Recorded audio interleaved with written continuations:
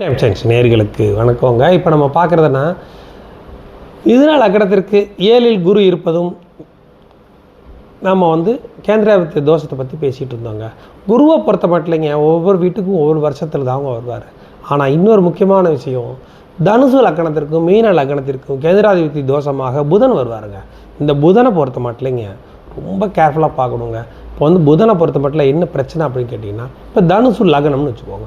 தனுசு லக்னத்திற்கு 7ல் புதன் அப்படிங்கிறது கேந்திராதிபத்திய தோஷங்க. அது கல்யாணம் நடக்காது அப்படிங்கிற மாதிரி நம்ம பார்ப்போம். இப்படி இருக்க இந்த புதனோட சுக்கிரன் சேர்ந்து வருவாருங்க. முக்கூட்டு கிரகங்கள் அப்படின்னு சொல்லுவோம்.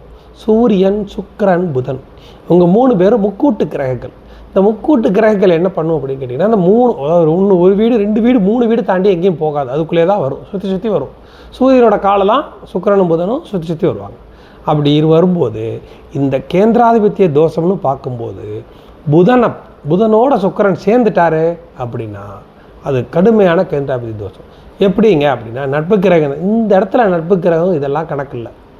சுபக்கிரகம் சுக்கிரன் சுபக்கிரகம், புதனும் சுபக்கிரகம். புதன் அதிக சுபத்துவம் அடைந்தால் அது கேந்திராதிபத்திய தோஷம். அந்த புதனே தனியாக இருந்தாலே கேந்திராதிபத்திய தோஷம். அப்படி இருக்க சுக்கிரன் சம்பந்தப்பட்டால் கடுமையான கேந்திராதிபத்திய தோஷம். சுக்கிரனை விட்டுட்டு சூரியன் சேரலாம், சூரியனும் புதனும் சேர்ந்துருக்கலாம், சுக்கிரன் இன்னொரு வீட்டில் இருக்கணும்.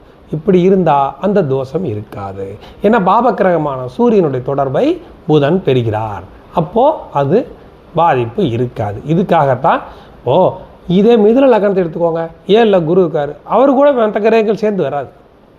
அவர் ஒவ்வொரு வீட்லேயும் ஒவ்வொரு வருஷம் இருப்பார், அவர் கூட மற்ற கிரகங்கள்லாம் சேர்ந்து வராது. நம்ம பிறக்கிற நேரம் மற்ற கிரகங்கள் இருக்குதா அப்படிங்கிறது தான் நம்ம கணக்கு பார்க்க முடியுமே ஒழிய, இந்த புதனை பொறுத்த மட்டும் பின்னாடியே சுக்கிரனும் வர்றதுனால நம்ம அந்த லக்னத்துக்கு, தனுசு லக்னத்திற்கு புதனோட சுக்கிரன் சேராமல் இருக்கணும். எந்த வீட்டில் இருந்தாலும் சரி புதனோட சுக்கிரன் சேராமல் இருக்கணும். அப்படியே சுக்கிரன் சேர்ந்துருந்தாலும் இந்த சுக்கிரன் புதனோட ஒரு பாவக்கிரகம் சேர்ந்துருக்கணும். சேர்ந்துருந்தால் அந்த கேந்திராதிபத்திய தோஷம் கிடையாது. இது தாங்க நம்ம பார்க்க வேண்டியது. தனுசு லக்னத்தை பொறுத்த மட்டும் மெயினாக பார்க்கணுங்க. புதன் ஏதோ ஒரு வகையில் பாவக்கிரகங்களுடைய தொடர்பை அவர் வாங்கிடணுங்க.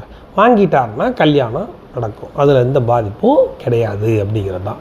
இப்போ நம்ம காட்டுற பாருங்கள். இப்போ பார்த்துக்கோங்க, தனுசு லக்னங்க. தனுசு லக்னத்திற்கு 1 2 3 4 5 6 7 புதனோட வீடு. புதன் இங்கே இருக்கிறார். 8 9 10.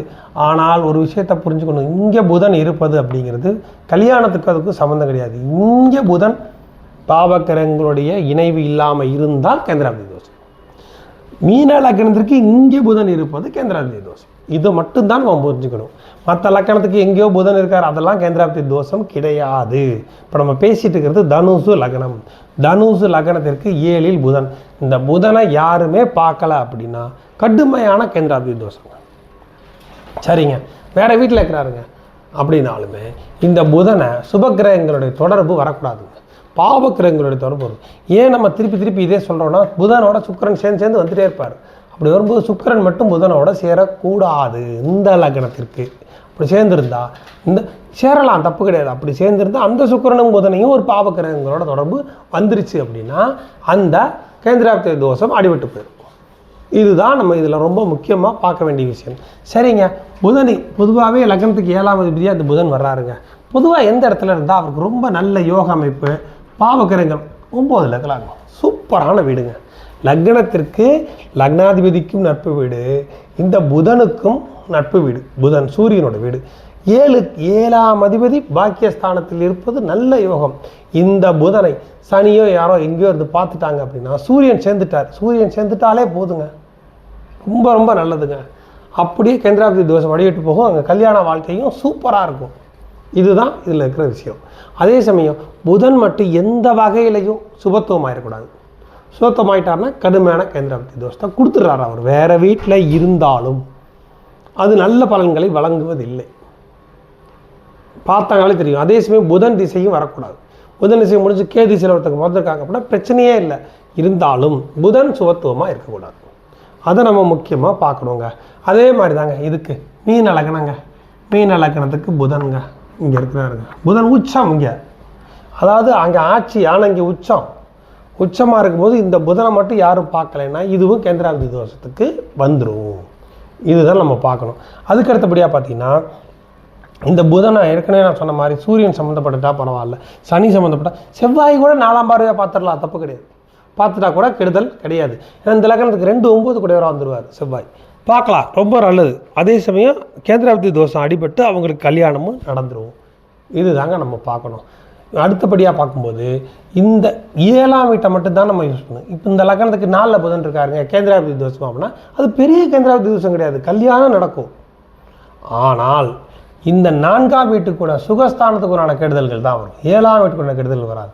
அப்படி வரும்போது 4ஆம் வீட்டுக்கு உண்டான கிரகங்கள் இதை பார்க்குற மாதிரி இருந்துச்சுன்னா அதுவும் கிடையாது, பாப கிரகங்கள் சம்மந்தப்பட்டா அதுவும் கிடையாது. அப்படிங்கிறது தான் இதில் நம்ம முக்கியமாக பார்க்க வேண்டியது. சனியும் பார்க்கலாம், புதனை பார்க்குறது நல்லது. பாப கிரகம் பார்த்துட்டா புதனுடைய அந்த சுபத்துவம் அடிபட்டு போயிடும். அப்போது ஆட்டோமேட்டிக்காக அவருக்கு கேந்திராபதி தோஷம் இல்லாமல் போயிடும் அப்படிங்கிறத நம்ம பார்க்கணும். அதே சமயம் இந்த லக்னத்திற்கு புதன் இங்கே இல்லாமல் இங்கே இருந்துட்டாருங்க, இங்கே இருந்தும் அவர் வேறு யாருடைய பார்வை இல்லாமல் இருந்தாலும் கடுமையான தோஷத்தில் தான் அது நிற்கிதுங்க. ஏன்னா சுபர் வீட்டில் இருக்கிறாரு, அதே சமயம் 8ல் மறைஞ்சாலும் சுபர் வீட்டில் இருக்கிறாரு, பாவக்கிரகங்களுடைய பார்வை இல்லை அப்படின்னாலும் புதனுக்கு பிடிக்காத வீடு வர்றது, சுத்தமாக ஆகாத வீடு. இங்கே இருக்கிறது நல்ல அமைப்புகளை அது தர்றதில்லை. மீன லக்னத்திற்கு சொல்ல வேண்டியதே இல்லை. மீன லக்னத்திற்கு 5ல் புதன் இருந்து சுபத்துவமாக இருந்தால் ரொம்ப கெடுதலுக்களை கொடுத்தது. அது நம்ம நிறைய ஜாதகங்களை பார்த்துட்டு வரோம். உங்களுக்கு வேறு எதுவும் டவுட் இருந்தாலும் சொல்லுங்கள், நம்ம அது என்னென்னு பார்த்துக்கலாம். ஏற்கனவே நான் உங்களுக்கு சொல்லிட்டேன், மிதுன லக்னத்திற்கு 7ல் குரு இருப்பது எப்படின்னு சொல்லியிருக்கிறோம். கன்னி லக்னத்திற்கு 7ல் குரு இருந்தால் கேந்திராபதி தோஷம். இன்னொரு விஷயம் எல்லாருமே தெரிஞ்சுக்கணும். இப்போ இங்கே பாருங்கள், இந்த கட்டத்தில் காலபுருஷ தத்துவப்படி தான் கேந்திராதிபத்திய தோஷங்கிறதே வருது. எப்படின்னு கேட்டிங்கன்னா 4 கேந்திரங்களுக்கு சுபகிரகங்கள் அதிபதியாக வருவது கேந்திராதிபத்திய தோஷங்க. பாருங்கள், இந்த வீட்டில் பாருங்கள், 4ஆம் வீட்டில் புதன், இந்த 4ஆம் வீடு புதன், இந்த 4ஆம் வீடு குரு, இந்த 4ஆம் வீடு குரு. இப்படி வர்றது சுபக்கிரகங்கள் கேந்திரத்துக்கு அதிபதியாகி வர்றதுனால, கேந்திர வீட்டுக்கு அதிபதியாக வரல கேந்திராதிபதி தோஷம். அவ்வளவுதான். நிறைய பேர் என்ன பண்ணுறாங்க, மேச லக்னங்க எனக்கு 7ல் குரு இருக்குங்க, கேந்திராதிபதி தோஷமாங்க. அதுக்கு இதுக்கும் எந்த சம்பந்தமும் கிடையாது, அது கேந்திராதிபதி தோஷமே கிடையாது. அதை முதல்ல நம்ம புரிஞ்சுக்கணும். கேந்திராதிபதி எல்லாருமே மிதுன லக்னமா புதன் எங்கே இருந்தாலும் அது கேந்திராதிபதி தோஷமானு கேட்குறாங்க. ஒருத்தர் கூட கமெண்ட்ஸில் கேட்டார், லக்னத்துக்கு 9ல் இங்கே புதன் இருக்கிறாருங்க. புதன் லக்னாதிபதி 9ஆம் இடத்துல இருப்பது மிகப்பெரிய யோகம். அதே சமயம் இந்த புதனை யாராச்சும் ஒருத்தங்க சுபக்கிரகங்கள் பார்த்துட்டா இந்த யோகம், பாபக்கிரகங்கள் பார்த்துட்டா இந்த யோகம். லக்னாதிபதி 9ஆம் இடத்துல இருப்பது நல்ல அமைப்பு, பாக்கியஸ்தானத்தில் இருப்பது நல்ல அமைப்பு. முதல்ல அதை நம்ம புரிஞ்சுக்கணும். தனுசு லக்னங்க, குரு இங்கே இருக்கிறாருங்க, லக்னாதிபதி இங்கே இருக்கிறாருங்க, அம்சமான அமைப்பு. லக்னாதிபதி 9ஆம் இடத்துல இருப்பது அப்படி ஒரு யோகம், அப்படி தான் நம்ம எடுத்துக்கணும். உடனே இவங்க என்னென்ன நிறைய பேர் கேட்குறாங்க, இந்த லக்னம் இங்கே குரு இருக்குதுங்க, தனுசு லக்னத்துக்கு 7ல் குரு இருக்குங்க, கேந்திராதிபதி தோஷம் கிடையாது. லக்னாதிபதி 7ஆம் வீட்டில் இருக்கிறார், அவ்வளோதான்.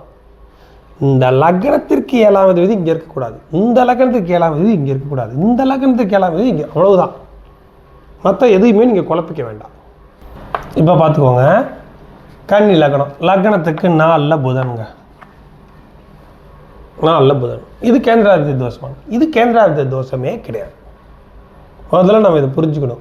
கன்னி லக்னத்துக்கு 4ல் 7ல் புதனுங்க. இந்த லக்னத்திற்கு 4ல் குருவோ 7ல் குருவோ, அதுவும் 4 கூட கிடையாது, 7ல் குரு இருந்தால் மட்டும்தான் கேந்திராதிபதி தோஷம். இந்த புதன் இருக்கிறத போட்டு குழப்பக்கூடாது. ஏன்னா இவர் லக்னாதிபதி, இந்த இடத்துல இவர் லக்னாதிபதி, இவர் போய் 4ல் 7ல் இருக்கிறது கேந்திராதிபதி தோஷம் கிடையாது. இந்த லக்னத்திற்கு 7க்குடைய குரு இங்கே இருந்தால் மட்டும்தாங்க கேந்திராதிபதி தோஷம். அதையும் பாவக்கிரகங்கள் பார்த்துட்டா ஒன்றும் கிடையாது. இங்கே 4ல் குரு இருந்தாலும் அதில் பாவத்துவம் 4ல் இருந்தால் சுகஸ்தானத்தை பாதிக்கும், தாய் ஸ்தானம் இதில் பாதிக்கும்னு சொல்லுவாங்க. இருந்தாலும் அதையும் பாபகிரகங்கள் பார்த்துட்டா முடிஞ்சு போச்சு, கல்யாணத்துக்கும் அதுக்கும் சம்பந்தம் கிடையாது. அதே சமயம் இதே கன்னி லக்னத்திற்கு 4ல் புதன், 4ல் 7ல் புதன், இந்த லக்னாதிபதி, இதை புரிஞ்சுக்கணும், இது கேந்திராதிபதி தோஷம் கிடையாது. அதே மாதிரி நான் இன்னொன்று சொல்லிடுறேன் பார்த்துக்கோங்க, அதையும் எல்லோரும் போட்டு குழப்பிக்கிறாங்க. பாருங்க, லக்னாதிபதி லக்னம், குரு இங்கே இருக்கிறார், குரு இங்கே இருக்கிறார். லக்னத்திற்கு 7ல் குரு, இது கேந்திராதிபதி தோஷம் கிடையாது. லக்னாதிபதி 7ஆம் வீட்டில் இருக்கிறார், இங்கே புதன் தான் இருக்கக்கூடாது, குரு இருக்கலாம். லக்னாதிபதி 4ஆம் வீட்டில் இருக்கிறார், அவ்வளோதான். அதை விட்டுட்டு இல்லைங்க இவர் 7ல் வந்துட்டாருங்க, கேந்திரத்தில் தானங்க இருக்கார், கேந்திரத்தில் இருக்கிறன்னா மிதுன லக்னத்துக்கு 7 குரு இருப்பதும், கன்னி லக்னத்துக்கு 7 குரு இருப்பதும், தனுசு லக்னத்துக்கு 7 புதன் இருப்பதும், இதுதான் கேந்திராதிபத்திய தோஷம். அதை போட்டு நம்ம குழப்பிக்கிட்டோம்னா விட எடுக்க முடியாது. அதே சமயம் பாவக்கிரகங்கள் பார்வை இருக்குது நான் சொன்னதுக்குனாலும் அதுவும் ஒன்றுமே கிடையாது. நம்ம அடுத்த டாபிக்கு தான் போகணும். இதை பற்றி யோசிக்க வேண்டிய அவசியம் கிடையாது. கல்யாணம் என்பது கண்டிப்பாக உண்டு, அவ்வளவுதான். என்ன, இந்த லக்னத்தை பொறுத்த மட்டும் சுக்கிர திசை வராமல் இருக்கணும், இந்த லக்னத்தை பொறுத்த மட்டும் செவ்வாய் திசை வராமல் இருக்கணும். வந்துட்டாலே அந்த வாழ்க்கை கல்யாணத்துக்கு அப்புறம் ரொம்ப நல்லாயிருக்கும். அந்த டாப்பிக்கும் நான் தனியாக ஒரு வீடியோவை போடுறேன். Okay, thanks.